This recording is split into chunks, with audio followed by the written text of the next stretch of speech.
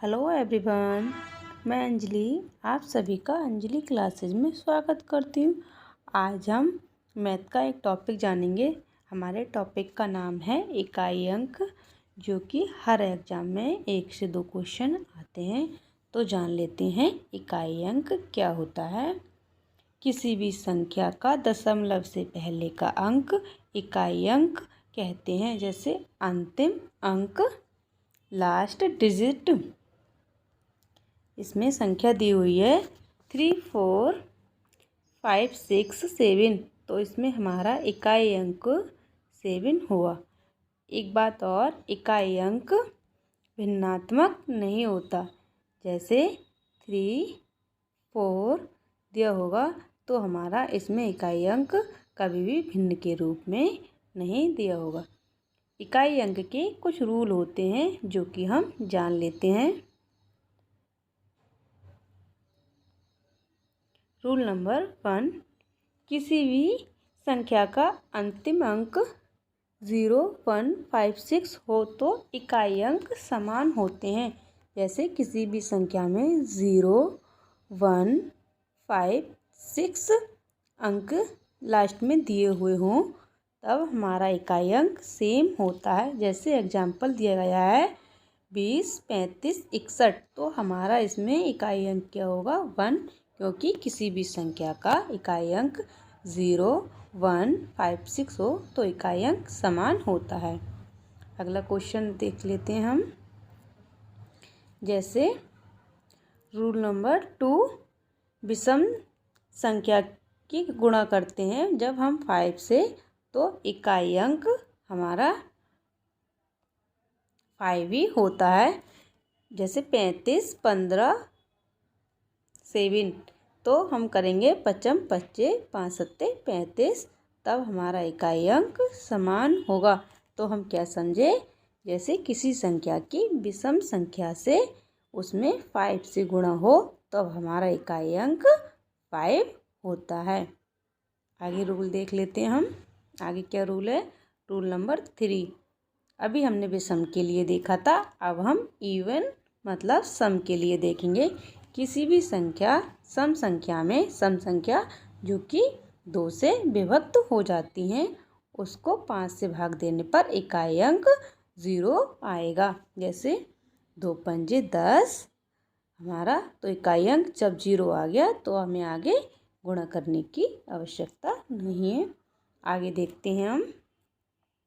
Rule number 4, ये हमारा important है क्योंकि यहाँ से क्वेश्चन बनते हैं।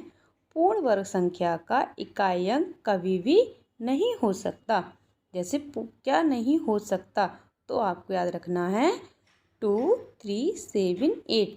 अगर किसी संख्या पूर्ण वर्ग में ये अंत में ये अंक नहीं होंगे, 7, 2, 8, 3।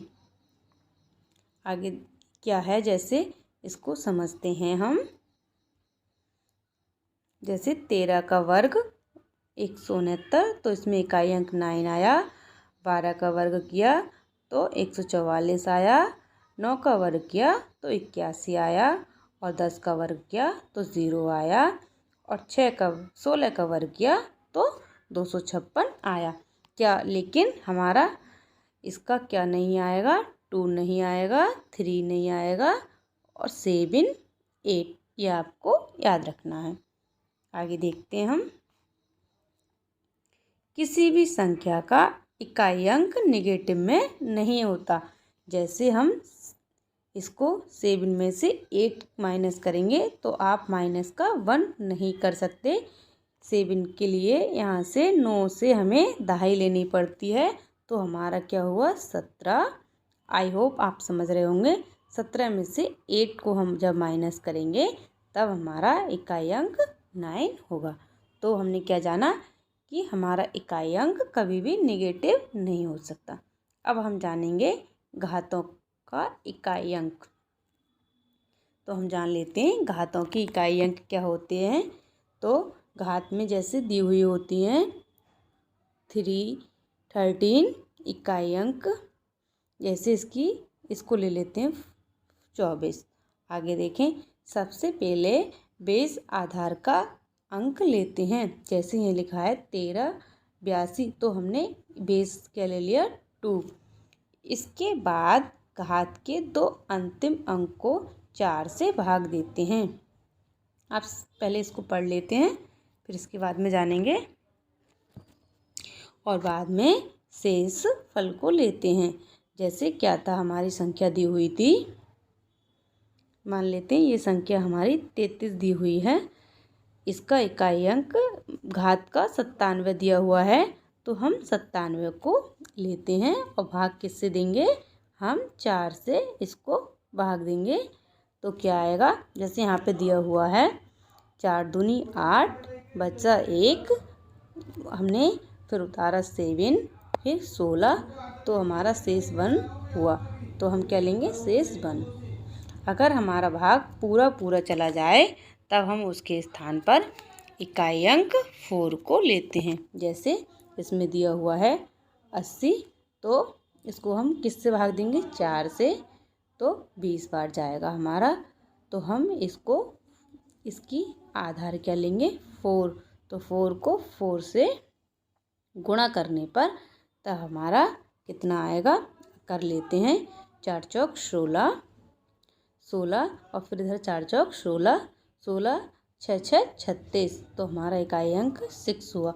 अब हम जान लेते हैं कि जब हम इकाई अंक पूर्णतः विभाजित हो जाता है तो हम 0 ही क्यों के स्थान पर 4 ही क्यों लेते हैं, क्योंकि 4 के बाद हमारी संख्या रिपीट होती है।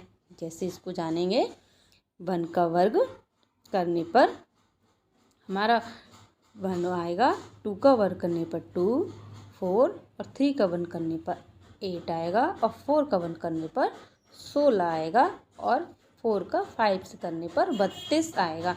तो हमारा 4 के बाद हमारी संख्या ये 2 जो है रिपीट हुई है, इसीलिए हम इसको 4 से ही भाग देते हैं।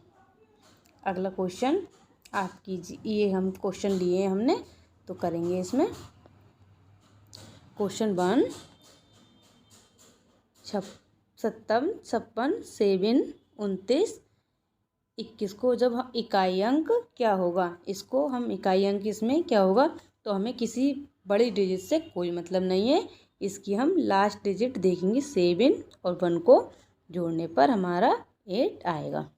अगला क्वेश्चन देखते हैं। 13, 36, 15, 92, 16, 75, 116, 109, 1997, तो हमारा इसमें इकाई अंक देखेंगे। इसमें इसका इकाई अंक हमने 6 ले लिया, इसका 2 ले लिया, इसका 5 ले लिया, इसका 2, इसका 7। जब हम इसको जोड़ेंगे तो हमारा इकाई अंक 12 आएगा। तो हम इसमें इकाई अंक 2 लेंगे, क्योंकि 12 का पूरा नहीं लेते, इसका हम केवल इकाई अंक लेते हैं। आगे देखते हैं क्वेश्चन। क्वेश्चन क्या है हमारा, 75, 69, 1081, 66, 8, तो इसमें हम क्या लेंगे, 9 माइनस 1 8 जोड़ने पर 16 हुआ, तब हमारा इकाई अंक क्या हुआ, 6। आगे क्वेश्चन देखते हैं। इसमें 25, 59, 233 की घात 2, तो हम इसमें इकाई अंक क्या लेंगे, हमने इकाई अंक 9 को लिया। आगे 33 से हमारा मतलब नहीं है, इसमें हम 3 को लेंगे। 3 का वर्ग करने पर 9 होता है, तो 9 + 9 18, और 18 जब लेंगे तो 18 इकाई का अंक हमारा 8 होगा। आई होप आप समझ रहे होंगे। एक क्वेश्चन और देखते हैं हम। 27, 02, 609, 801, इनका घात है 2 2, तो हम इसमें 2 का 4 ले लिया। 9 का क्या होता है 81, 81 का हमने 1 ले लिया, और यहाँ पर 1 का 1 लिया। जोड़ने पर 4 और 1 5, 5 और 1 6, तो हमारा यूनिट प्लेस क्या हुआ यहाँ पर 6। अगला क्वेश्चन हम देखते हैं। 678, 978, 309, 517 में इकाई अंक क्या होगा। यहाँ पर गुणांक में दी हुई है तो हम किसी इतनी बड़ी संख्या से हमें कुछ मतलब नहीं होता है, सिर्फ हम लास्ट की यूनिट को लेते हैं और जो चिन्ह लगा हुआ होता है उस चिन्ह को लगा लेते हैं। 8 8 8 बटू 64 9 9 सत्ते 63 ये 7 है। तो यहाँ पर हमारा इसका लिया 64 ये 63, तो हमें 64 और 63 में गुणा करने की आवश्यकता नहीं है, हमें किससे मतलब होता है, केवल यूनिट डिजिट से। तो हमने 4 और 3 से जब हम इसको मल्टीप्लाई करेंगे तो हमारा आएगा 12। 12 में इकाई अंक क्या हुआ, 2। अगला क्वेश्चन देखते हैं हम। 13 31 21 14 99 18 93 में इकाई अंक क्या होगा। तो हमें इसमें क्या लेना है, लास्ट की यूनिट देखनी है। इसका 1, इसका 9, इसका 3, तो 9 एकम 9, 9 तिया 27, 27 में इकाई अंक हमारा हुआ 7।